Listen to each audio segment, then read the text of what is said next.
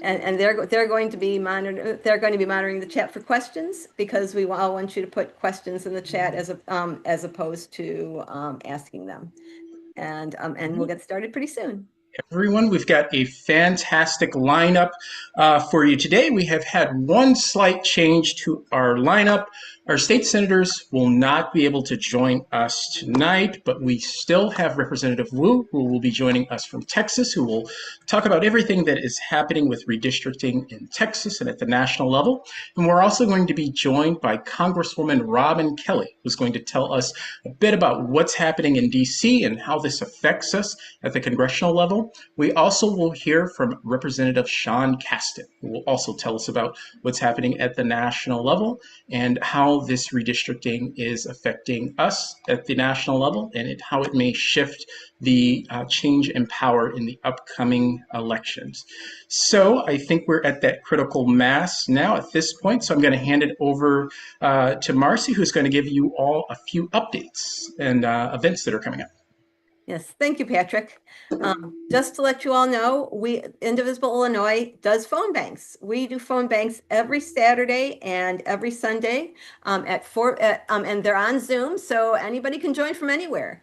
They are at 4 p.m. The ones on Saturday go from 4 to 5:30, and they phone into Virginia to call for Abigail Spanberger and their down ballot Virginia candidates.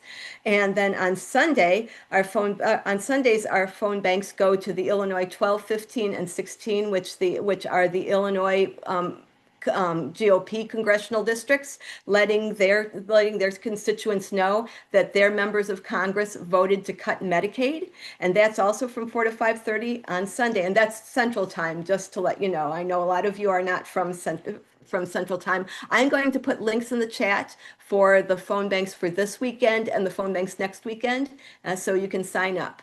I'm going to turn you back over to Patrick. Thank you, Marcy. I also would like to let everyone know that we do have a Neighborhood Canvas Leader program where you can sign up to canvas in some of our swing districts here within Illinois, going into those red congressional districts and canvassing, just to let people know their elected officials' positions. Or you can sign up to canvas within your own precinct to let all of your elected officials and let residents within that particular district know how their elected officials have voted on the issues. It's a great program where you get to go out and you get to meet people within your neighborhood or within some of those red districts that we're trying to let people know that their representatives may not reflect their values. So we hope that you can join us for that. We'll put the links for that into the chat, as well as all of our phone banks and other events that we have coming up. You also are going to hear a little bit later on about some of the map making that we're going to be doing, or map making that we're going to be talking with you about on just how maps are made overall. So I'd like to hand it over to Nancy, who's going to introduce our first speaker. Nancy? I mean Marcy. Okay. Okay. Anyway, so thank you, Patrick. Congresswoman Robin Kelly represents the Illinois 2nd Congressional District, which stretches all the way from the south side of Chicago well into the south suburbs and straddles the Indiana border all the way down below Danville. Congresswoman Kelly has championed numerous initiatives to reduce health disparities, generate job growth, and end gun violence since taking office in 2013. She is committed to improving the health and wellness of vulnerable communities across the country. She has taken on the gun lobby and won. Congresswoman Kelly serves on the House Committee on Energy and Commerce, Democratic Policy Group, co-chair, and Maternity Care Caucus, co-chair. She is also Dr. Robin Kelly, PhD, just an FYI. And please welcome Congresswoman Robin Kelly. Thank you so much, Marcy. Appreciate it. And thank you, Patrick. It's so good to see everybody. And I just want to thank you guys so much for all of your efforts, enthusiasm. We cannot do this. We cannot win without all of you. That is just the bottom line, that we're fighting in Washington with one arm tied behind our back. But like I like to say, I'm going to fight. The other arm falls off, then I'm going to start kicking. But I need you guys to kick with me. And the phone calls you're making into Virginia and other places. And I love that you're letting people know how their rep voted. That is extremely, extremely important. Interestingly, enough. I'm on the DNC, and I was in Minnesota yesterday, so I heard Leader Wu speak yesterday about what was going on in Texas. When they came to Illinois, I opened up one of their press conferences for them, and let me tell you, they are brave, they are courageous. They're not just fighting for Texas; they are fighting for all of us. Because when the King wannabe told Texas to find 5 seats, they set to do that, even though this practice has never been done before. And I'm so sad about it, beside what it means nationwide. But my classmate told me, I'm done. His name is Mark Beasy. There's no way he can continue in Congress with a seat like that. So we're going to lose a really good member of Congress and others because of what they're doing. But thank goodness, California is the first state to try to come to the rescue. And we have to fight fire with fire. No more, butt a knife to the gunfight. We have to stand up. We have to fight fire with fire. And I believe in being fair, but we can't be fair right now, or this is fair, because of what they're doing. We have to do everything we can do. I know Maryland has 1 seat. New York has a few seats, New Jersey. Honestly, in Illinois, I don't know if we could make it to 15 too, because the only thing is, will we jeopardize Nikki Brzezinski and Sorensen and Bill Foster if we try to stretch too much? Like, my district is the biggest Democratic district in Illinois, and I go from 43rd Street in Chicago, south of Danville, west of Pontiac, and I don't know how much bigger I could even get, so that's the thing we have to look at. But interestingly enough, in DC, one of the Republicans has legislation that you can't switch districts now. All of a sudden, you can't switch districts when it's not the census period. He didn't care until California stepped up and he saw what might happen there. But, I just give my Texas colleagues so much credit, for what they're doing. Sadly, it'll probably go to the courts, but we know it'll go to the Texas courts. So I don't know I kind of can guess what will happen there, but we just have to be ready, to fight fire with fire. And, California first, and then we'll see what we can do in Maryland, what we can do in New Jersey, what we can possibly do in New York. Again, I don't know how much Illinois can really do without putting our current members, in jeopardy. But please keep speaking up, keep speaking out. Texas folks need to speak up and speak out. I mean, all of us need to do that. And again, like you said, let their reps know what's going on. I just came from a big farm event in Decatur, and I was with Mary Miller. Oh, Lordy, Lordy. And I hope people that are represented by Mary, Darren, and Boss this is in Illinois, make their voices heard. They need to hear from you constantly, even if you have to go on a schedule of protesting their office, everything that you could do. They should know this is not right. And just as an aside, we are traveling the country. I was in Louisiana with Hakeem Jeffries and a couple of my other colleagues.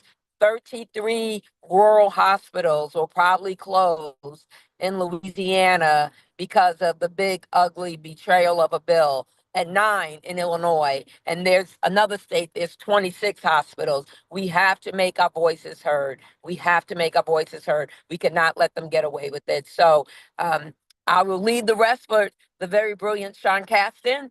But if you have any questions, I can answer them, or if there's anything else you want to know. But thank you guys so much. Indivisible, you rock. That's all I got to say. You rock too, Rep Kelly. Thank you, and thank you so much for coming. So, Patrick, I'll turn it over to you. Thank you, Congresswoman Kelly. Next, I would like to introduce our speaker from Texas, Jean Wu. Jean Wu is the state representative that serves the 137th District, which is in Houston. He is also the minority leader of the Texas House of Representatives, and he also chairs the Democratic caucus within Texas. He's now within his seventh term, and he's a leading voice against gerrymandering and MAGA attempts to strip Texans of fair representation. He serves on the Redistricting Committee, and he's also a former prosecutor.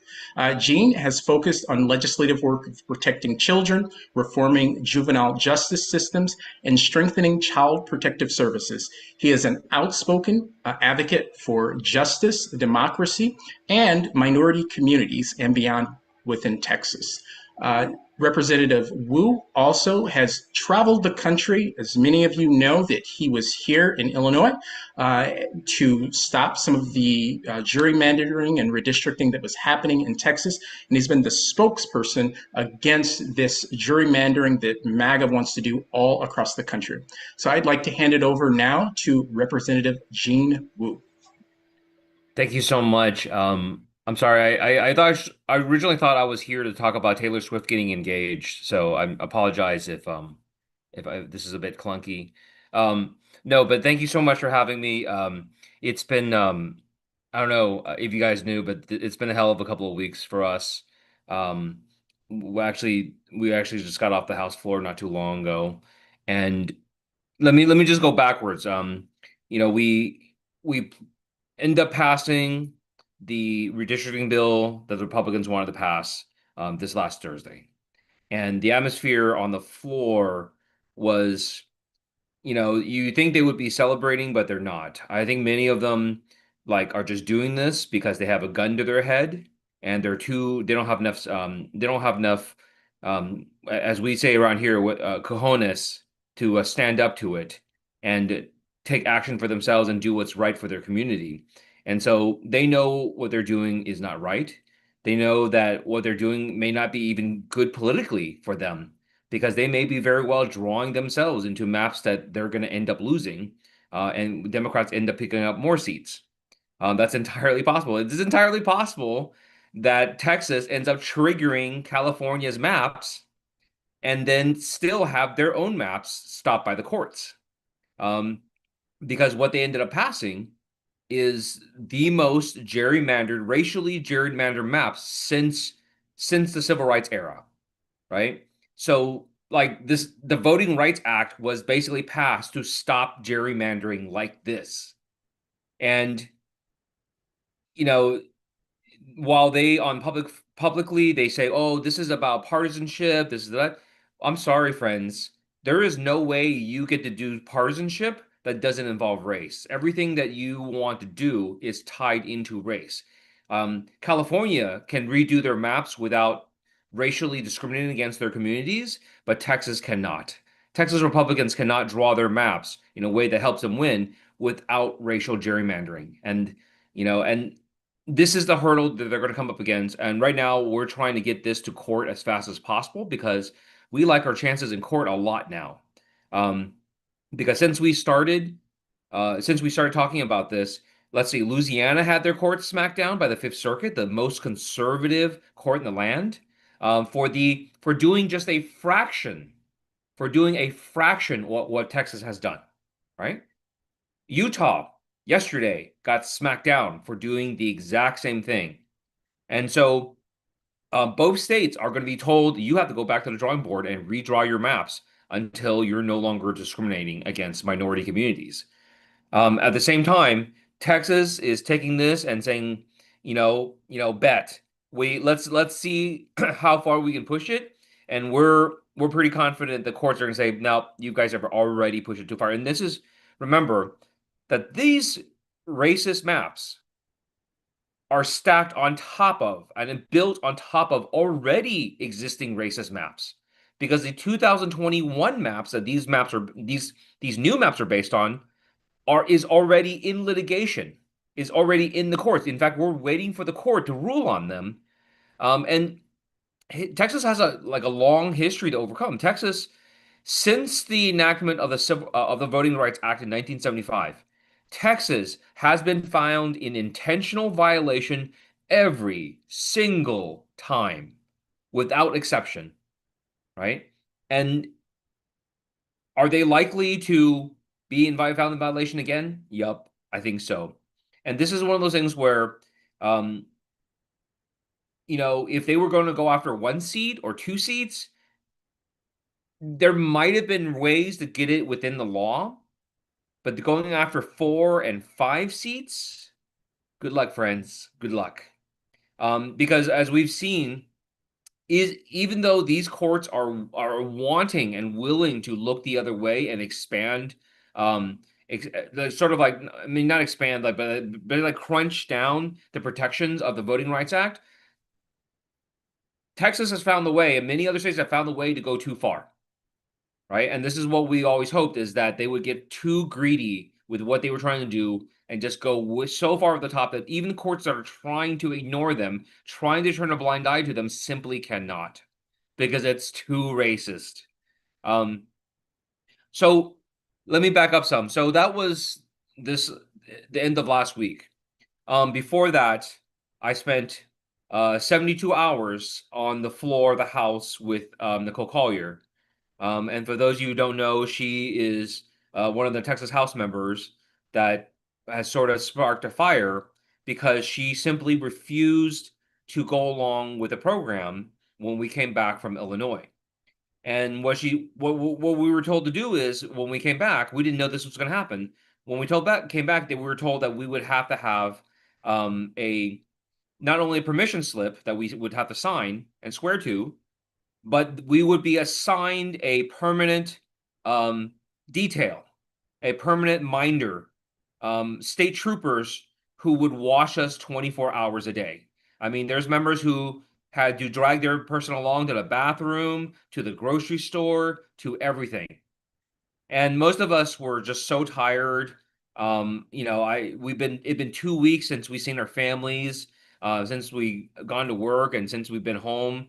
And for me, like, my wife had driven up from Houston, rode up on a bus from Houston to pick me up, to take me home, and I had to send her back home by herself, and she was not happy about that, by the way. And so most of us just signed to saying, you know what, we give up. We will surrender to this, and we don't want to fight you anymore. And we just dealt with it. But Nicole basically said, you know what, screw this. I've had enough. I've been disrespected long enough. I've been thrown around long enough, and I'm just not going to take it anymore. And she refused to sign. And so by that rule, she was locked into the Texas House floor. And she could go briefly go to her office if she wanted to, but she had to remain on the House floor throughout the day and throughout the night. So I stayed on the floor with her for 72 hours. I think almost 72 hours. Because she asked me to do so. She asked me to stay. Because she says, I don't want to be alone. And I said, all right, I totally understand. And so it's kind of funny because I'm the minority leader in the House. I'm a senior member among our delegation, and it didn't. None of that mattered because for the next 72 hours, I was Nicole Collier's personal assistant and staffer and gopher and production assistant, and the guy who chased after her, making sure she ate and drank water in between like the million TV interviews that she was doing. So that was a lot of fun and wore me out. And my little joke about this is, I have two young boys, and 9 and 11, and I thought that had prepared me for everything the life could throw at me.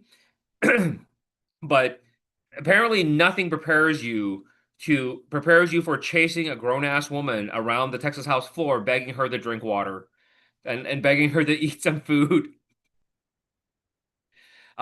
Anyway, so prior to that, we had spent 2 weeks in Illinois, following the start of our special session to do the redistricting maps.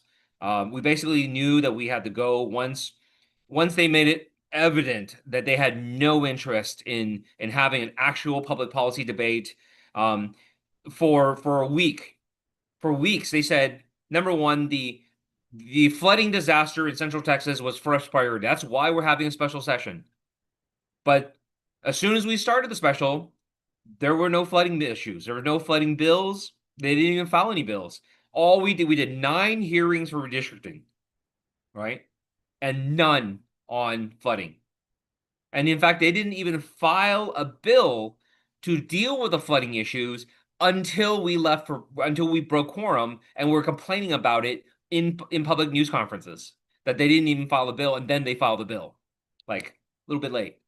And so um throughout this process, throughout the redistricting process, they refuse to say why they were here. Like Governor Abbott, when he has a special session, he says on every item that he wants, this is what I want, this is why I want it, except for redistricting. We kept asking him, hey, can you ask the governor what's going on? They said, oh, we don't know how to get a hold of the governor. I'm like, really? You don't know how to get a hold of the governor? Seriously?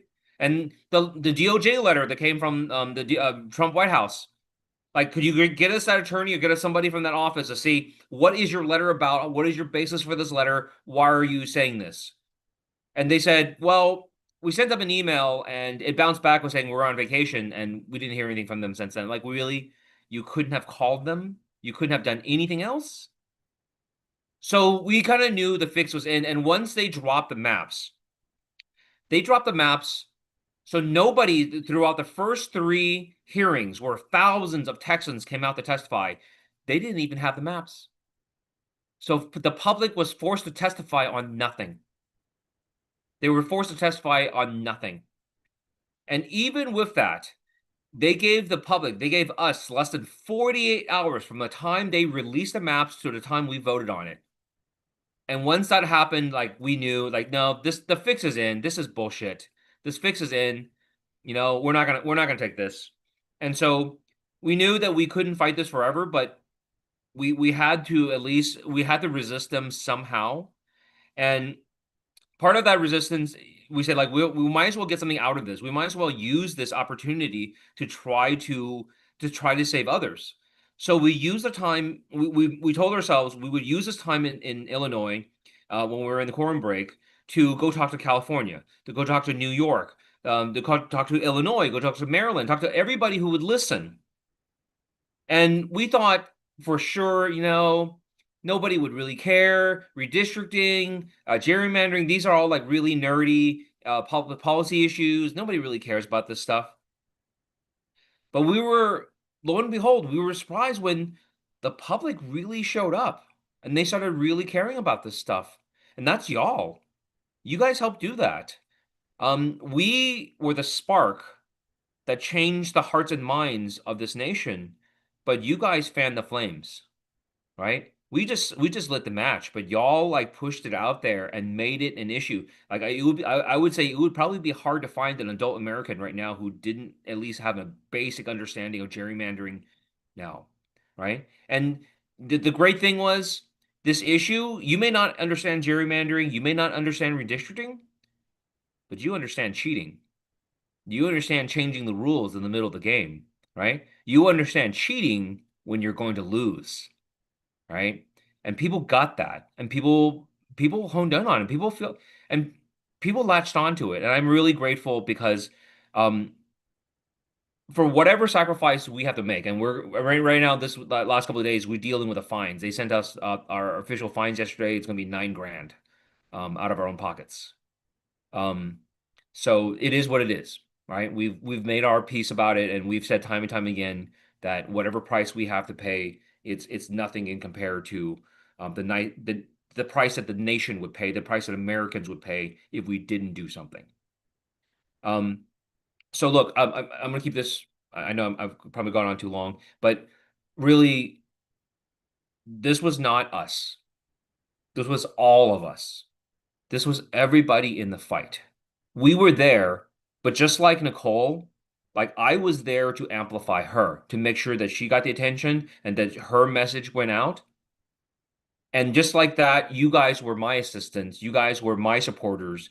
When we were out there trying to give the message to the nation, you were out there supporting us and giving us help and making sure our message was amplified and got out there. So if I have nothing else to say, it is thank you. Thank you to the people of Illinois. Thank you to all the Democrats, and even people who are not Democrats who chimed in, who joined in, who said enough. We've had enough. And I hope that message keeps spreading out further and further. Americans, I hope you have had enough. because it is time to fight. It is time to turn this country back. It is time to make it's time to make Americans great again, right? It's time to make Americans great. Let's reinvest in our country. Let's go back to having cheap education, cheap healthcare, great roads, and great jobs. So I'm happy to stay on and answer questions later. Thank you, Representative Wu. There are a lot of questions for you in the chat. We will get to those a little later in the program, but we have your back. We support you. We've got a lot of great questions for you. We'll get to those momentarily. But before we get to that, I would like to introduce our next speaker, who is Representative Sean Casten. Sean Casten represents the Illinois 6th Congressional District, which consists of the western suburbs, DuPage County, as well as southwest suburban Cook and parts of Chicago. Sean Casten is a scientist. He was a clean energy entrepreneur within the private sector before he went to Congress. He spent his career tackling climate change before running for office. In office, Sean Casten has looked at real-world solutions, not only to climate change, but also to the financial issues of our country. He serves on the House Financial Services Committee, as well as the Joint Economic Committee. Representative Sean Casten was able to flip a district that had not been flipped in decades within the 6th Congressional District, being the first Democrat elected there in many years. In office, Sean Casten has held over 70 town halls. He has town halls quite frequently all across the 6th Congressional District, and I have to say that is a big change as someone who resides within the 6th Congressional District compared to what we had previously. Please join me in welcoming Representative Sean Casten.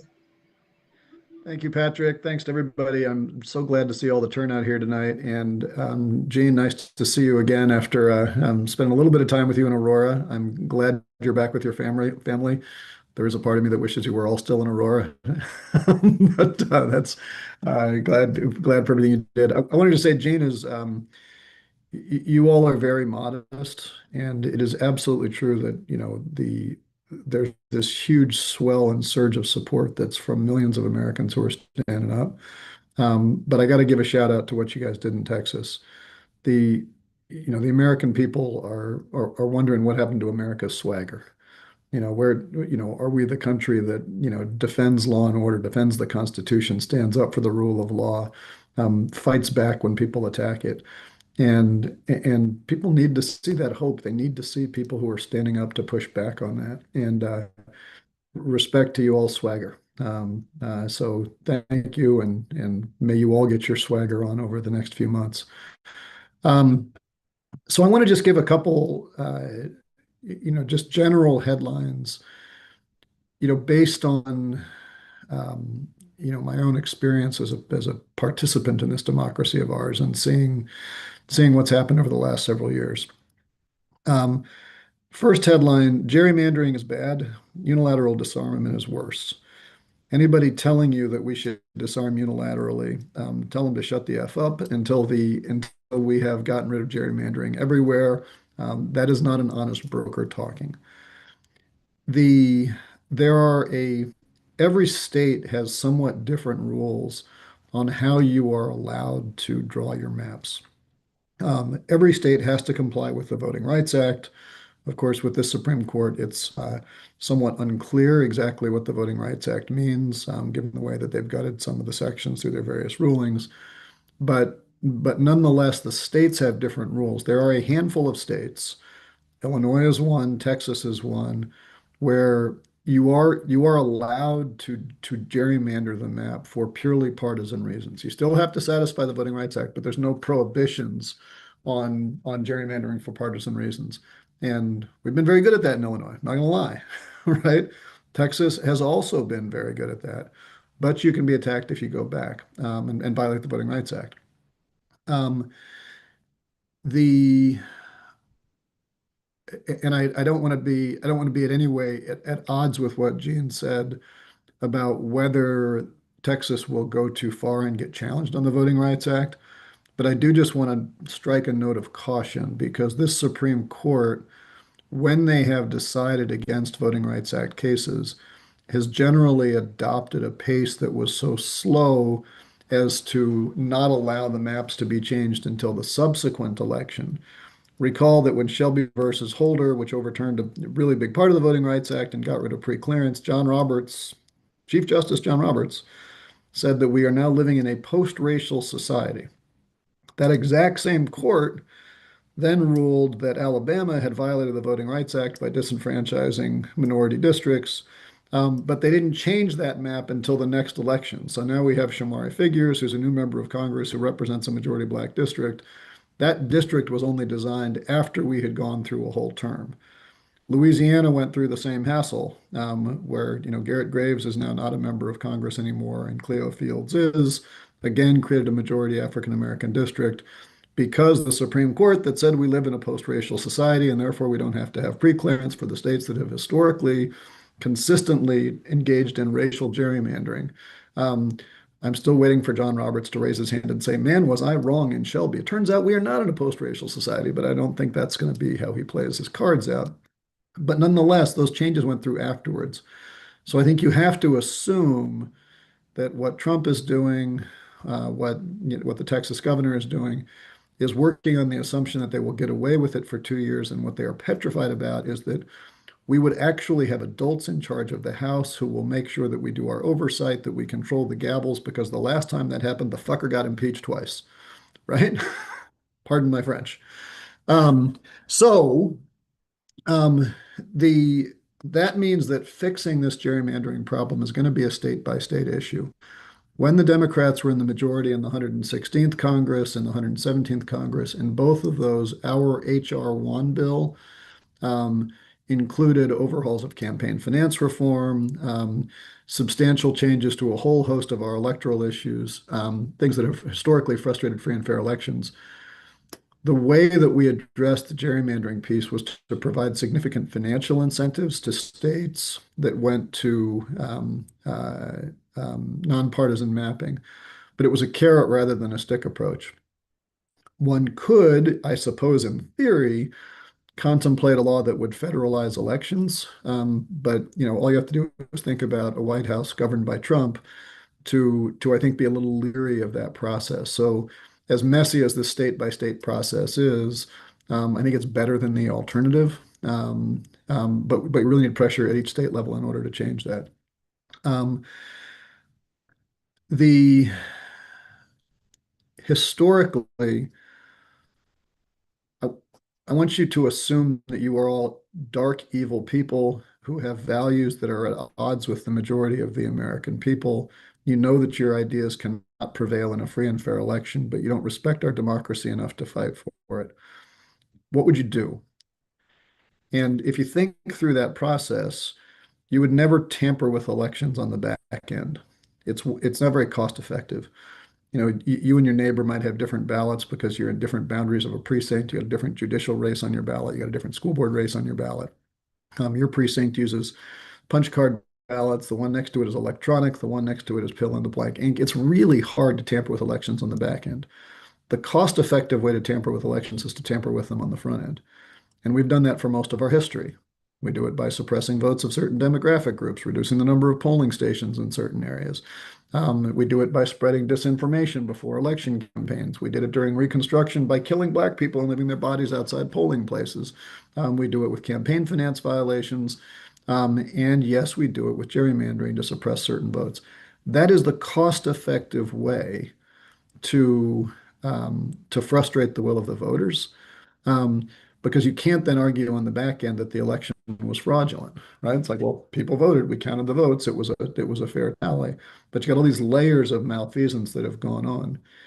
And the while I would like to believe that we will follow the rules of the Constitution and only redistrict once every 10 years after we have a decadal second census and then leave it that way.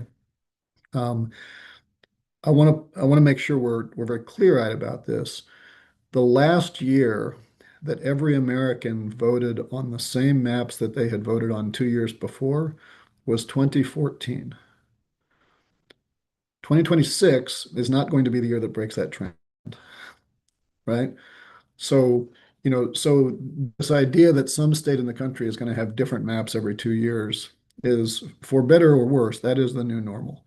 And we just have to, I think, prepare that these fights are going to be on the regular going forward. Now, what that all means, and I want to give you, um, shall we say, some realistic optimism. Um, we are in a race right now between the ideology that has infected the GOP, which is deeply unpopular, and our democracy. If everybody votes, if everybody has the chance to vote who is eligible to vote, they are going to get their ass kicked. They are trying to make sure that we don't do that. There's a reason why CPAC, the Conservative Political Action Conference, has held their annual conference in Hungary for each of the last 6 years, because they look at Viktor Orban as a model of how to destroy democracy from within. That is really, really dangerous. But it also means that as you look around your community, as you look around the people you meet, whether, at your PTA meetings, at your places of worship, but, wherever at the grocery store, the majority of them love democracy as much as we all do. Um, they might not vote the same way we do in the ballot box, but they all love democracy as much as we do. They are the reason why what Gene and the Texas delegation has done has resonated so strongly, because they understand that and they get it. And so, we've got the numbers on our side. We just got to push for it. Last thing that I'll leave you with, and then I'll shut up and get to questions. And this is a truism that I stole from Stacey Abrams, who was talking to us, I think 2 or 3 years ago at our caucus, and was running through a lot of these same issues with us. And you could see the room just getting more and more depressed. And finally, Miss Abrams stopped and she said, I see a lot of depressed faces around here, and I just want to point something out. Our democracy did not just go from 100 to 45. It went from 55 to 45. The only difference right now is that the adversaries of our democracy are attacking white people who are Democrats. But the idea that voter suppression is a new thing is something that only people who look like me have the luxury to believe. In the 2020, this was Eric Holder data. I think in the 2022 election, the average white person in America waited 6 minutes to vote, and the average black person in America waited 50 minutes to vote.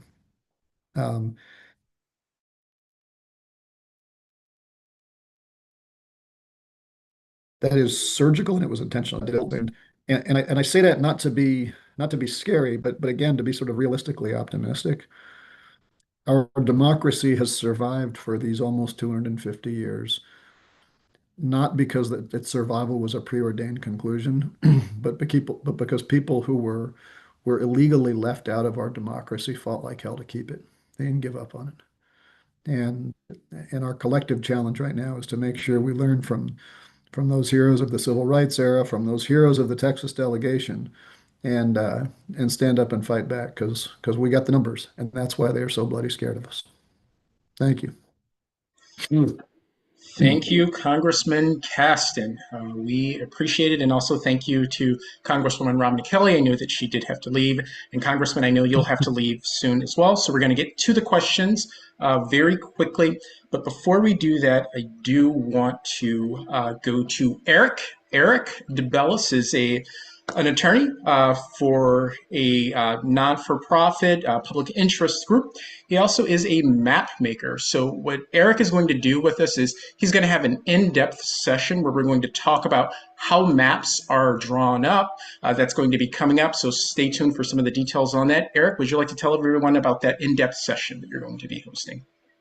Sure. So for anyone who'd like to dive into the details of how redistricting works, why we do it, what the rules that apply are, what the certain norms and trade-offs and values that go into the process are, and what the people who draw maps are thinking about when they do it, whether they be trying to just do the right thing in complicated ways or being nefarious, we can we're going to have a dive where we get into where that process comes from, how it works, some of the history of it, and I'll show you guys some pretty pictures and some examples on how those processes work in communities that you're probably familiar with. So should be fun. We're going to put together in a couple weeks. Thanks to Patrick for organizing.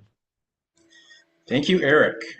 All right, let's get to the questions now. I know there were quite a few questions that were in the chat, but we also did have a few questions ourselves as Indivisible Illinois. And Congressman Caston, while we've still got you on the line, a lot of people are concerned about the National Guard being called out all across the country. We've heard about it here in Illinois. I know there was a big press conference downtown yesterday where there was resistance from some of our elected officials.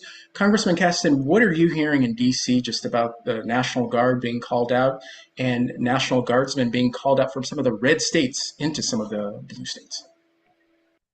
I mean, there's a strong sense, because we're all in our August in-district work period. There's always a sense that when the cat's away from Washington, the mice are at play, and I think Trump always takes advantage of that. And also, let's be honest, he would prefer we not talk about his history of preying on children, and some of this is a distraction. Legally, he has more degrees of freedom in Washington, D.C. because of the jurisdiction of the city than he does in the states. And I think our governor did a very good job of reminding him of that fact, as did Governor Newsom. And so this, the statement recently from Trump about I can't really send them unless the governor called him in. It's nice to hear Trump actually, admit that he is constrained by the law. So that's good, but I wouldn't take anything for granted. I guess I don't want to say I have only two concerns. I mean, there's sort of normalizing fascism, which is really scary. But number one, like if you look in DC, I mean, I walk home from the Capitol every night. There are bad parts of DC. That's not where they're sending the cops to. They're sending these National Guard to areas where they will be caught on camera, because the camera tends not to go to the areas where the crime happens. So it's theater, it's not security, right? They may arrest people, but it'll be for like, I don't know, minor marijuana infractions or some stupid stuff.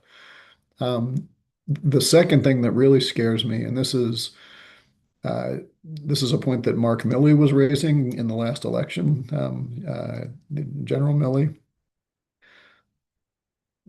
The military is trained to go into combat situations where most of the people around them are bad and kill them.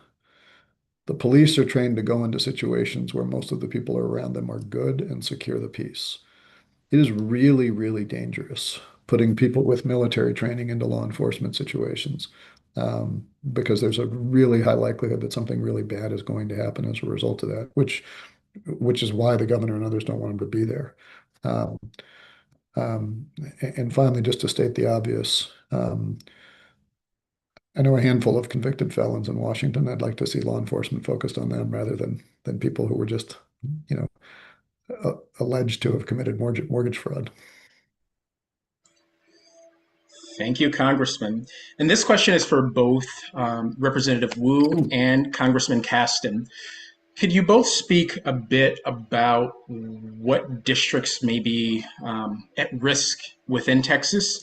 We're hearing a lot of MAGA operatives call into minority radio stations, into Black radio stations, and they're trying to sow this divide between minority communities, saying specifically that Black representation will be higher with this redistricting, and it may take away from some other communities. Now, Representative Wu and Representative Caston, could you speak a little bit about this? It's something that we're seeing all across the country. People are calling into these radio stations. Sure. And operatives.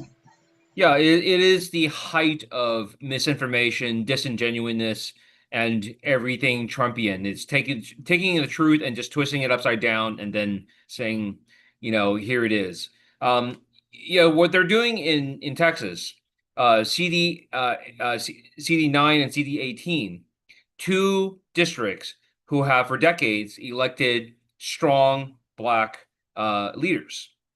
And because those are the candidates of those community choices. Both districts have about a 40% African-American population, which gives the African-American population a large enough percentage that they control who wins elections, right? Because it's a candidate of their choice. And their pitch is to say, well, we're creating a Black majority district for the people.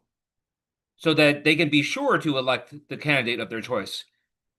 So they take two 40% black districts and smash them together and get one 70 something percent black district, right? And I say, look, you have a supermajority now. Isn't that great? And they want everyone to say yes, but the community says no, because we've gone from two representatives to one, right? Latino communities, same thing. There, in CD9, CD18, that is classic packing. You take two different communities and you smash them together and you make them less troublesome for everybody else, right? For the Latino communities, it's the opposite. Down in the South Texas, what they're doing is fracking. They're taking pretty large, diverse, spread out minority Latino populations that continuously elect the candidate of their choice, and they take one section, cut them apart, and match them with a largely white district. They take another section, they match it with another white district, et cetera, right? And so in those places, they're saying, well, we created Hispanic opportunity districts. Or like, we had Latino majority districts that pick Latinos to pick the candidates of their choice, and you've taken that from them, and instead you give them then on the paper, but just by paper, a population majority Latino majority district. But when you look at CVAP, when you actually look at the voting population, no, it is very clearly white, because the Latino population is younger. It's it's less. They're not as registered to vote as often. There are fewer citizens, et cetera, right? So what you're going to see, and what everyone needs to do, is counteract misinformation.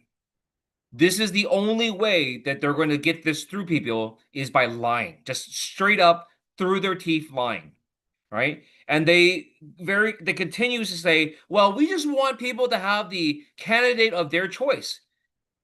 Like, excuse me, these communities have been picking the candidate of their choice for decades. And now you're actually taking that away from them, because in especially Latino districts, there is no scenario where they will ever, under these maps, get a candidate of their choice. So it's like, no matter how much they vote, their choice will always come second to that of the Anglo population that they're now like forcibly connected to. And so this is not a new thing, but this is now being ratcheted up to the nth degree. At least in the past, people would feel embarrassed about repeating like false talking points. Those people aren't there anymore. They're happy to lie to you. They're happy to tell you misinformation, and it is part of what we need to do is counteract it. Thank you, Representative Wu. And Representative Caston, is there anything that you wanted to add? So I don't claim anywhere near as much expertise on these maps as Gene has, so I'm not going to comment there. The only thing that I just note about Texas is that I think we tend to make assumptions about what districts are lean one way or the other based on the most recent election. And I'm not sure that's always true. Keep in mind, so you had mentioned, Patrick, that when I came in, I flipped a seat that had been Republican, forever. We of course had 40 members of our class who did. Two members of that my class of seat flippers were Lizzie Fletcher, suburban Houston, Colin Allred, suburban Texas. Both of them also represented districts like mine in the sixth, the Whole Foods district, college educated, more affluent suburban types. The When Texas did their maps, and Gene, please correct me if I've got this wrong, when they did the last redistrict, there was a real concern as they looked at that recent history that they were going to have other districts where highly educated swing voters, highly educated suburban voters were going to break for the Democrats. And so they made Lizzie and Colin's seats safer, which is now Julie Johnson since Colin ran for Senate, to protect people like Dan Crenshaw, who represented some of those districts. So they basically stole Republican precincts from Lizzie's district, gave it to Crenshaw, and it was broadly an incumbent protection program. There is now the theory, based on, the last election or two, that Hispanic voters are swinging towards the Republican Party. And so if you throw a lot of Hispanic voters into a seat, that's going to be harder for someone like Vicente Gonzalez, a Democrat down in South Texas, to hold, someone like Henry Cuellar to hold. Um, maybe they're right, right? But it's also possible that a demographic that, has historically been had fairly volatile turnout levels. Are we looking at a trend line or are we looking at statistical noise? And I think, and Gene, please correct me if I'm putting words in your mouth. I think that's some of the risk of, is this a gerrymander or a dummy mander? Because if that Hispanic vote is swinging the other way, those seats might not be as safe as they are. Now it's a very intentionally racial gerrymander. Like, this doesn't change VRA issues. I'm just saying that what the actual impacts of this are going to be, um, are I think close enough to not give up on Texas and not give up on fighting for those seats. Well, I'll add in there. No, I think Congressman Casson is exactly right. This could very well be a dummy mandering situation. Again, because if they want to go for one or two seats, it's reasonable that they could draw pretty safe one or two safe seats. But when you go for five, you're spreading everything else so thin that you're starting to take bigger and bigger risks every time you draw another district. And their assumption is based on 2024 Latino numbers. And I don't want to be the one to tell them that Latino polling has really shown that population to flip. Not the least of which is what they actually don't talk about, and I'm counting on them not having understood this, is the Latino population in South Texas voted for Trump, but they didn't vote for Republicans down the ballot, right? They voted for Trump, but they voted for Democrats below Trump and consistently. And we can see those in the actual numbers. I have House of Representatives who Trump won their districts by 10 points. And so did they. Democrats won those same districts by 10 points. And it's like, and right now, Latino numbers are shifting fast. This is like one of the fastest like flips that we've ever seen. And, I don't want to be telling them that, hey, I think you guys are redistricting on numbers that are not going to be reality for you in 26. And I've read one thing that says that if it's 2022 numbers, the Republicans will probably pick up 4 out of the 5. If it's 2018 numbers, the Republicans might not pick up anything, right? And we're thinking it's going to be 2018 or better. So we'll see. I mean, one of my saving graces in the Texas legislature, especially being a Democrat in Texas, is that you can count on your opponents to overreach, and they do so often, and they overreach and end up tripping themselves. So here's the hoping. Thank you, Representative Woon. Congressman Caston, Congresswoman Kelly spoke about this a little earlier when she spoke, and this relates exactly to what you all are speaking about. Specifically in Illinois. In Illinois, there's ongoing litigation about the maps in particular. It's part of the reason why our senators could not join us for the call today. But could you tell us a little bit about what you're hearing from the delegation on potential redistricting, and if we were to redistrict for one additional seat, could it spread things too thin here in Illinois? So obviously that's not my jurisdiction. That will be the call for the governor and the state house. I would just like, I had mentioned at the start that Texas and Illinois already allow partisan redistricting, and we both drew pretty partisan maps after the 2020 census. And so there's not a lot of juice left in that squeeze. Illinois is, somebody will correct me on this. What did Kamala win by 10 or 12, I think, statewide, something like that? Call it a 55-45 state, something like that. I could be wrong on that, but it's directionally I'm not off. We got a 14-3 map. That is a pretty good gerrymander. It's not quite North Carolina level gerrymanders, but that's a pretty good gerrymander, right? We when that map was being developed, there was briefly a 15-2 map leaked. And for those of you who saw that map, I think everybody thought that was going to create a lot of pretty swingy states. It was hard to do that and feel like that was not on the risk of a dummy mander. That brought back to the 14-3, and then if you recall, there was then subsequently pressure in Springfield to create another Hispanic influence seat because the Hispanic community is actually the largest minority group in Illinois, but geographically they're not as compact as the African American groups are in Illinois.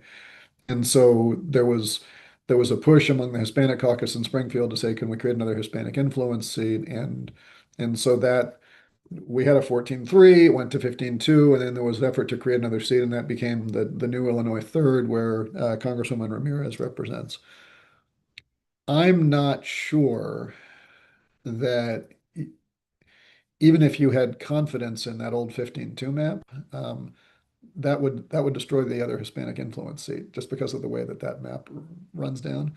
So I think politically in Springfield, that's probably a hard sell. Like setting aside whether that's smart politics, I think it's probably a hard sell. We'll see. I'm not at that table. I shouldn't be at that table. If it got leaked to me at that table, I would be breaking the law. But um, I think it is. I hold out more hope for those states like California, like New York, that don't have explicit partisan gerrymandering in their state constitutions, and therefore have a little bit more juice to squeeze if they've got some other tools to play, like Governor Newsom is doing in California. Thank you, Congressman Caston. We're going to switch over to audience questions. I know that Marcy has been looking at quite a few of those in the document. So Marcy, if you'd like to go with the first audience question. You're on mute, Marcy. No. Yeah, I may not ask these in order if that's okay. So one thing that I saw that was asked that I think a lot of people want to know is about just a second, I'm looking for it. Oh, has Nicole filed suit for unlawful imprisonment? If not, will she? That's, I think, a question that a lot of people are interested in. Rep. Wu. Say that one more time. Okay. The question was for the representative Nicole, I can't remember. Collier. Collier, thank you. Has she filed lawsuit for unlawful imprisonment? If not, will she? I don't think so, because one, it's already over, so that it would be moot. Okay. And like, I don't want to get too far into it, but there's other ramifications of doing that, that actually will affect the current lawsuits against me and 13 other members that they're trying to vacate from our offices. Okay. Anyway, so question: what are attorney? There's an attorney, Charles Antonelli, that asked, "What are we doing to address the National Guard potentially coming to Chicago? Are we planning blockades, organizing crowds, blocking National Guard traffic, partnerships with police? Are they the only ones with police power?" That is not a question for me. Yeah. Look, my strong encouragement to everybody is don't put yourself in a position where somebody who is armed and has the president's backing to use unlawful force might hurt you. What they are, absent a state of emergency, absent a summoning from the governor, they don't have the authority to send the guard here. If they break that law, I'd say let's follow the governor's lead, and let's not freelance, because the stakes there get pretty high.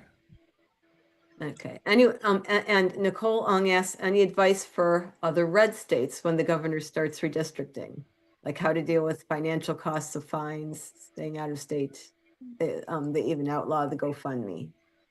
I won't I'll leave the fines and stuff alone just because it's different for every state, and it's probably not smart for me to comment on each state's stuff. But here's what I'll say is I think the thing that we've really focused on is our messaging when we went and did this and did the quorum break and like really figuring out how to talk about this in a way that people care.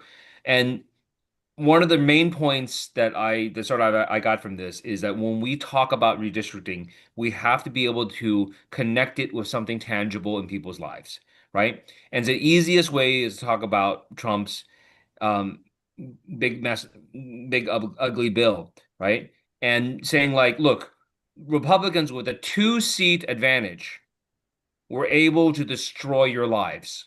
We're able to rip apart our safety net and do all these things, defund schools, defund hospitals, et cetera, right? Imagine what he could do with 5 more seats. And so connecting everyday life to what is happening with redistricting. And I tell people, if you are wondering why stuff is messed up in your life, you want to start rolling that back of who's doing it, why they're doing it, how they're doing it, you eventually come back to redistricting because this is the starting point of how they're able to actually get this accomplished because they cheat. Because they're willing to use this process to do racial gerrymandering and to just basically just skirt around the law. Now, not really skirting the law. Now they're ramming through the law.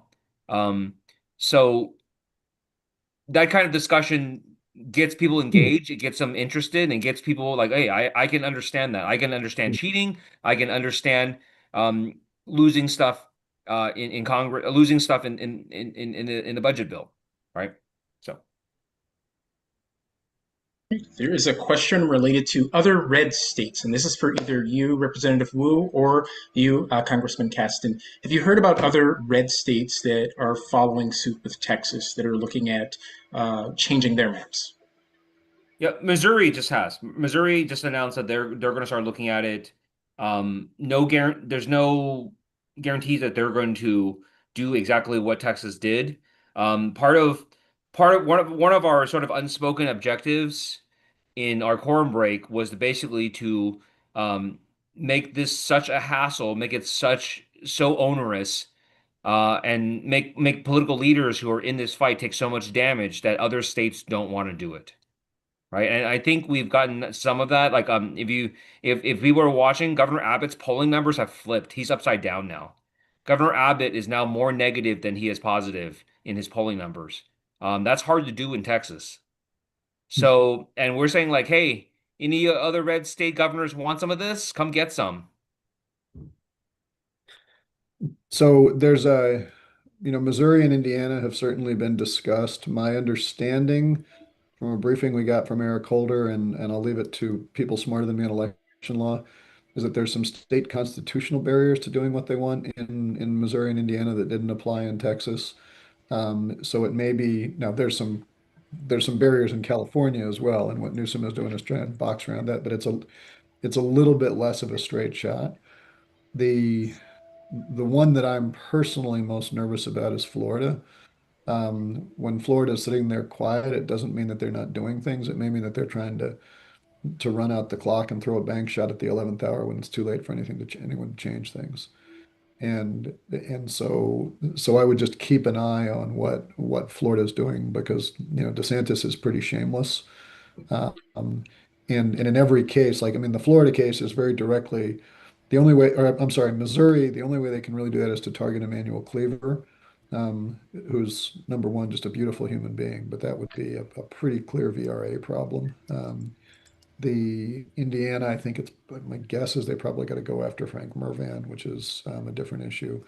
Um, Florida, the last redistricting, they went after Al Lawson, African American member up in the northern part of the state. Um, it's it's all racially driven. So Florida makes me nervous, but I think the other ones are going to be trickier for state constitutional reasons. But we'll see. Representative Wu, there's a question from Matthew related to the potential court cases and what's happening in the court. this person indicated that they're concerned about the courts. Could you outline the steps that need to be taken within the courts, and what level will it go to? Will it ultimately go to the Supreme Court? So I'm not the expert on this, so I'll give you the 25,000 foot rundown as far as I know it. So even as of right now, the governor has not signed the bill yet. The bill's out of both chambers. The governor has not signed it, but even still, right now, documents are already being sent to the appellate court because they know this is a special three-judge court in El Paso, where the other trial was held, and they're very, very aware of the politics and what's going on. So we've already filed stuff to say we're going to start submitting stuff to them. Once the governor has signed it and it's no longer a hypothetical law, then it'll be formally be in front of the special court. The court in Texas, unlike Louisiana and other places, we do not appeal to the Fifth Circuit. We appeal directly to the Supreme Court because of the situation that Texas is in, and because we're already under a lawsuit for a court map. So the court map. Oh God. The 2021 racially redistricted maps. The ruling on that has been paused by the court because people were not sure exactly how to read that, but basically it's like the court says, well, you're going to have this other racially gerrymander thing in front of us soon. Why bother giving you this decision when you're going to give this other thing to us in a little bit? I don't know. I'm not sure. I've asked several people how to read those tea leaves. They said, yeah, your guess is as good as ours. But really, the court has basically the court in El Paso has said, we've taken notice that you guys are doing this. Right. And I'm sure they're probably not happy about it because it's going to be more work for them. So yeah, it'll go directly to the Supreme Court. I have no doubt that even if that wasn't the process, that it would end up in the Supreme Court anyways. Like our chances, look, I'm not a SCOTUS expert. I can only tell you what our people think, and our people think that our chances in the Supreme Court are good. Because again, this is not usual shenanigans. This is like extra racist shenanigans. Like the kind of racial gerrymandering that we have not seen in this country in a long, long time. The type of stuff that people used to be embarrassed about because the Voting Rights Act existed. But I guess there is no shame anymore. So, whatever. So yeah, I don't know. I don't know what else I'll tell you. That's best I got. There's a question directly related to that other states have had their maps declared invalid, and they did not come up with the new maps, and those old maps were used. Could this potentially happen in Texas? Yes, with the exception of the current maps are already in litigation, right? And literally, like like I just said, that court is ready to issue their ruling on the 21 maps, but have decided to pause their ruling to wait to see what the hell this is. So I don't know how the mechanics will work if the Supreme Court strikes these new maps down. Do we revert back to the 21 maps, which then could be struck down by the El Paso court, and then send that back to the Supreme Court? I'm not sure. The issue is that the courts have now what's called the Purcell Doctrine, and this is a doctrine that has been created by the new conservative Supreme Court. In that they said if something is too close to the election, we won't mess with it. That the court should mess with something if it is too close to an existing election. What that looks like and how that actually works, we don't know. Nobody has fully tested the outer bounds of that doctrine, and so everyone's just kind of guessing. which is also, anyways, yeah. Is there a path forward for us to get rid of gerrymandering in every state, for us Yes. to have fair maps all across the country? Yeah, so this is I think this is what Congressman Katzen was talking about is like, look, um you can't have democratic states put down the knives or put down the gun when the other guys are all holding guns. Um This has got to be a unilateral disarmament. You can't disarm one side and not disarm the other. The Republicans have shown that they absolutely 100, 1000% refuse to disarm. In fact, Illinois wanted to go. I mean, people would say like, "Well, Illinois is gerrymandered the hell and back." It's like, well, they didn't have to be because Illinois tried to push through a nonpartisan redistricting committee, but guess who blocked it? Oh, Republicans blocked it each and every single time in each and every single state, right?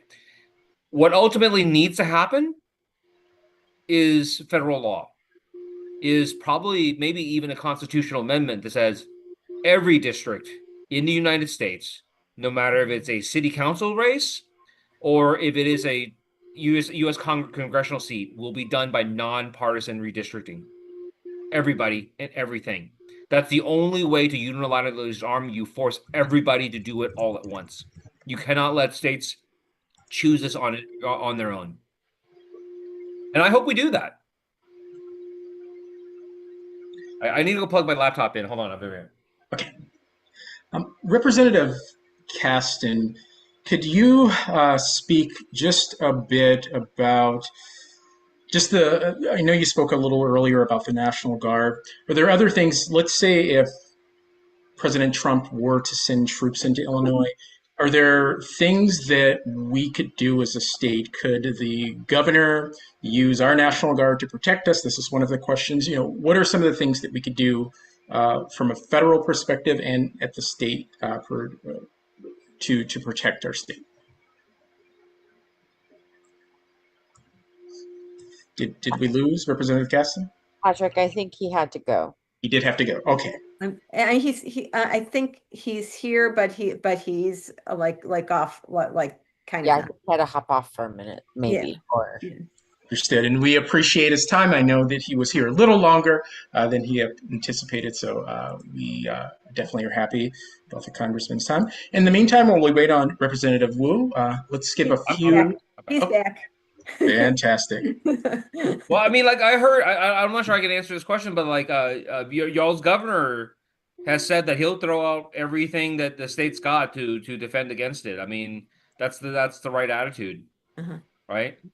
And I really think that everybody, what we're telling everybody is like, people throughout this process, throughout even helping Nicole Collier, people kept calling in saying like, "Hey, what should we be doing? What should we do? How should we resist?" It's like, I don't know what it looks like for you, but when the moment is right, you will know. When the moment comes, you will know, right? Just like of all the 50-something members who came back with us from Chicago, everybody signed their slip, including me, except for Nicole, right? And why didn't other people do it? Well, because they didn't think of it, because it didn't hit them the right way, right? And I would say, like everybody else, how are you going to resist? How are you going to fight back?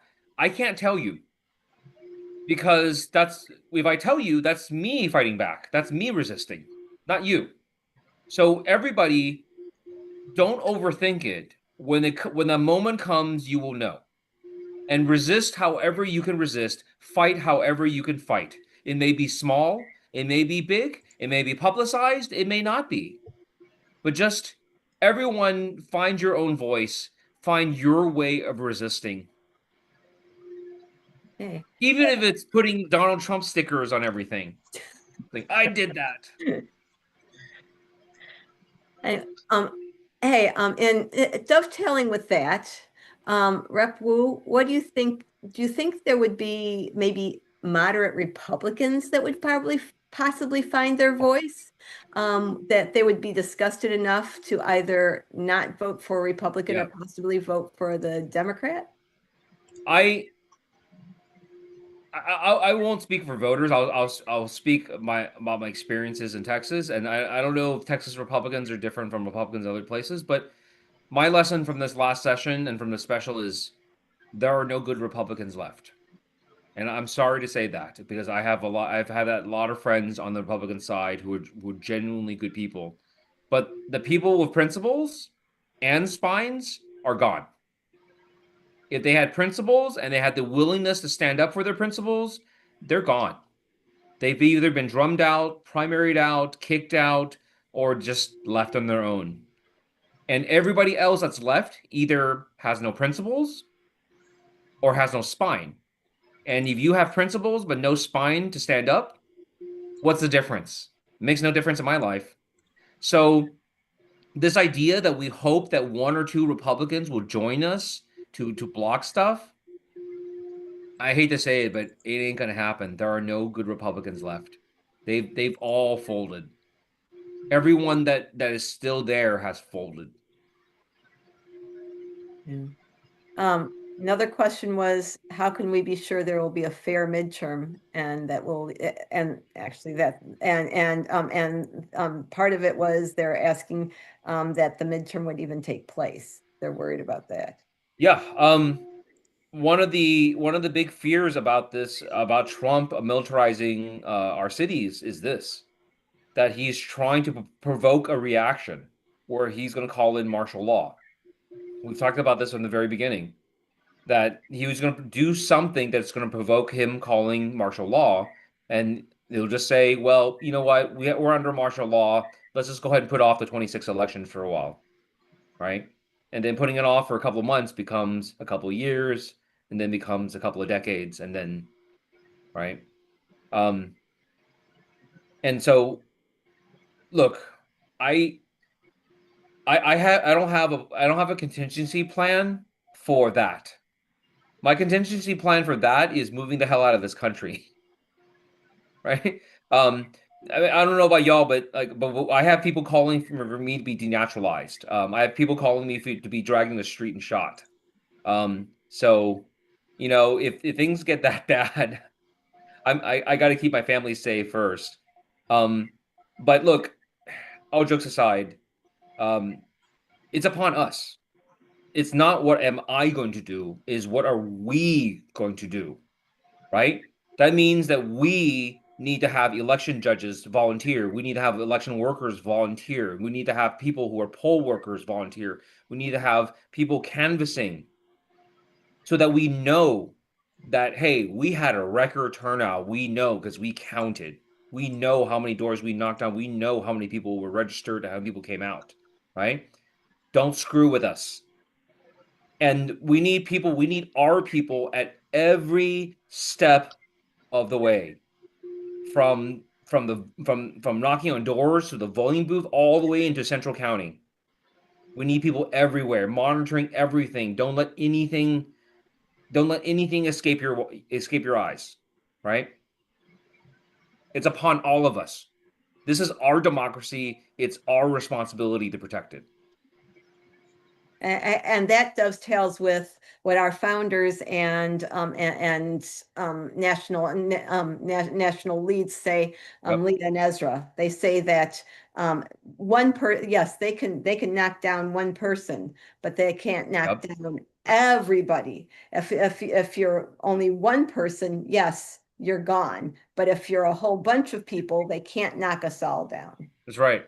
No, I long to go back to this idea that America is a land, for the people and by the people. That you don't have to have a fancy last name. You don't have to be a celebrity. You don't have to be rich. You don't have to be born into a special family. That if you're just an average person and you give a shit and you put in the effort, then you're a leader. Then you help guide us.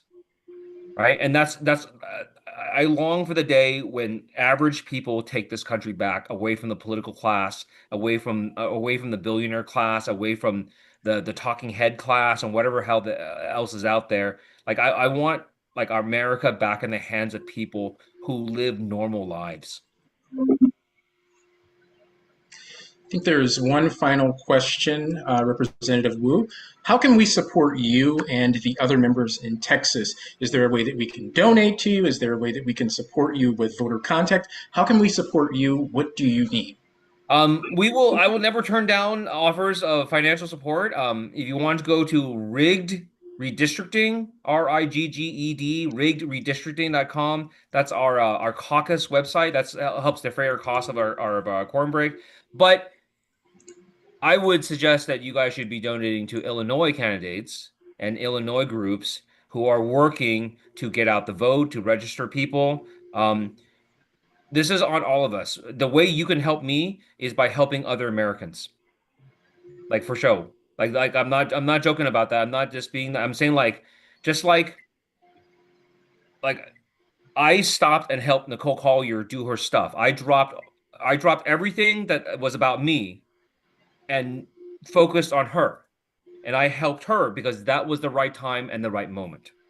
I want all of us, if you want to help, to have that mindset that it doesn't have to be about me, that this is about us. That if there's somebody else around us, that they're the person that's getting the attention, they're the person that's doing the thing, let's all rush in and help them. And when the next person pops up, we rush and help them. That we have this attitude of no one is coming to the rescue if I don't come to the rescue. Everybody. We need that attitude from everybody. That if I don't take action, no one else will. Right?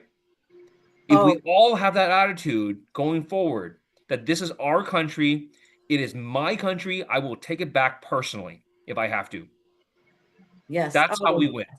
Yes, you rock. I love that. And hey, how that dovetails with other things is right now in Illinois, we are having petitions circulating. So anybody who wants to circulate petitions for candidates, hey, that's we're all about that.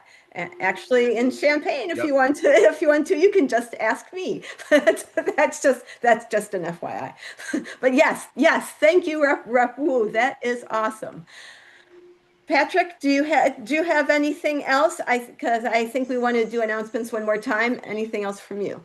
That's right. Marcy, if you'd like to go into the announcements and then we'll close. Okay. Well, as I said at the beginning, we have phone banks for every Saturday and Sunday. Indivisible, Illinois, phone banks into Virginia. Hey, talk about for candidates.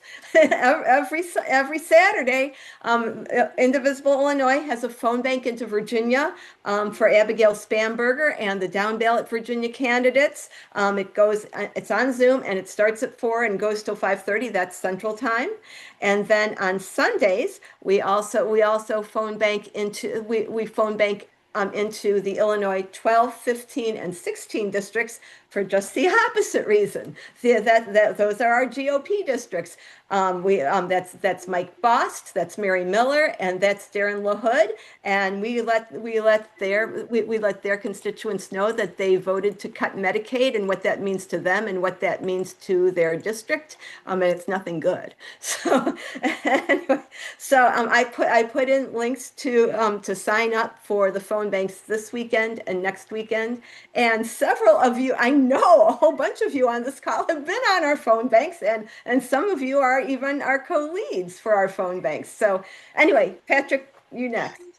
And if you all can join our Neighborhood Canvas Leader program, again, we're going to be canvassing in some of those red districts. We've got 3 red congressional districts here in Illinois. We're going to be canvassing there.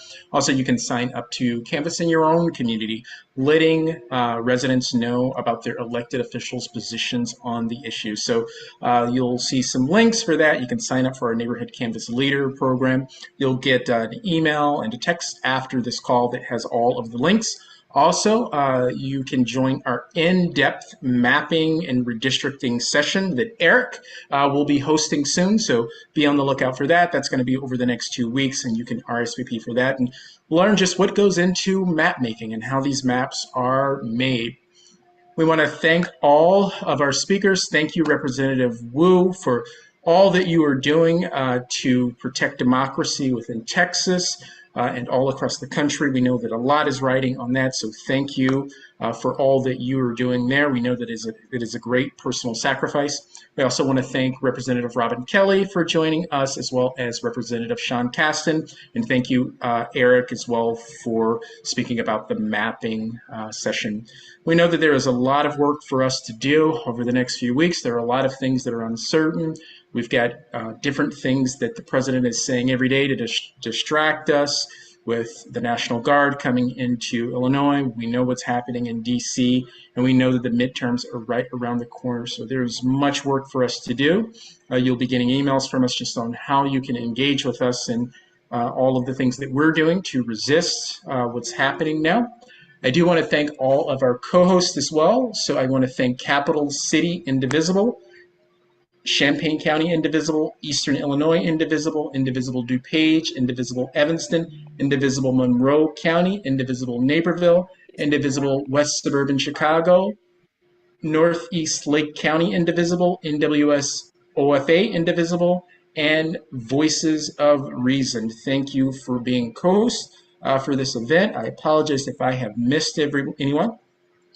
So again, we'll have another event that's coming up in a few weeks.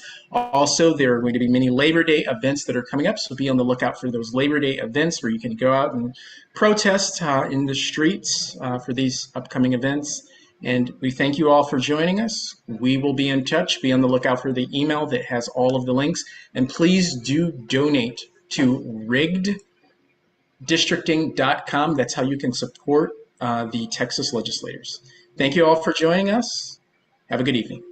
Oh, by the way, one more thank you for our moderators, Cecilia, Mary, Melanie, and Brenda. Thank you, guys. Thank you. All right, everyone, take care.